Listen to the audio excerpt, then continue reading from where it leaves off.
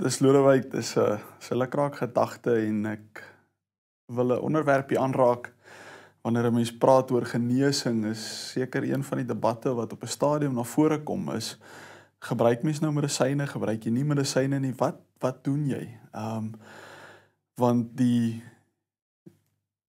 talente, die vermoë wat God vir die medisyne gegee het, is tog daar. Mens kan tog nie sê dat daai vermoë nie van God gekom het nie. En nou is die vraag, gebruik jy die gunsteling hoofpynmiddel of bid jy vir hoofpyn? En as jy sooibrand het, is dit jou gunsteling sooibrandmiddel of bid jy daarvoor?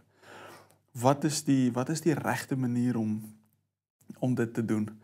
En ek dink dit is belangrik om te verstaan dat elkeen van ons is op 'n geloofspad. Met ander woorde, soos wat jou verhouding met God groei, sal jou persepsie en jou verstaan van die evangelie verander.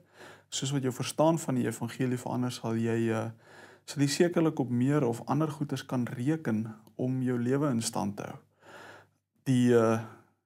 Die skrywer van Spreuke, Salomo, gaan en hy skryf in Spreuke 4 en hy sê in vers 20, my seun, luister na wat ek sê, neig jou oor tot my woorde, laat hulle nie wyk uit jou oë nie, bewaar hulle in jou hart, want hulle is lewe vir die wat hulle vind, en 'n genesing vir die hele liggaam. Daar is sekere vertalings wat dit sal vertaal as medisyne vir jou liggaam. Ek dink die kruks van die saak is dat God se woord het die vermoë om jou lewe in stand te hou.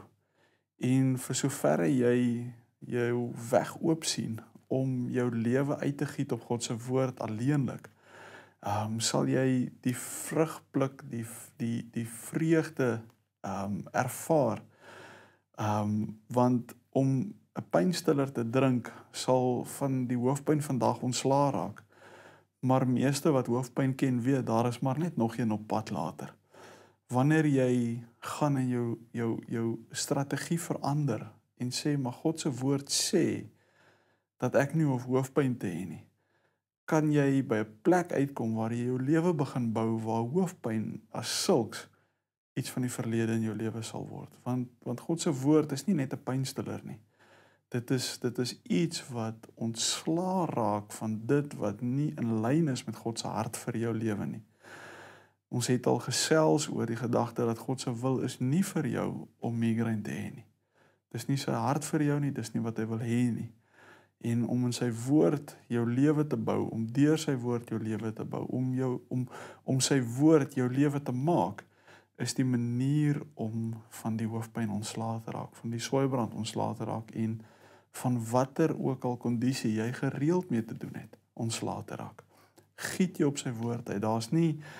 Is nie sonde om medisyne te gebruik nie. Maar dit is waarskynlik beter om jou lewe op God se woord te bou. It matters to know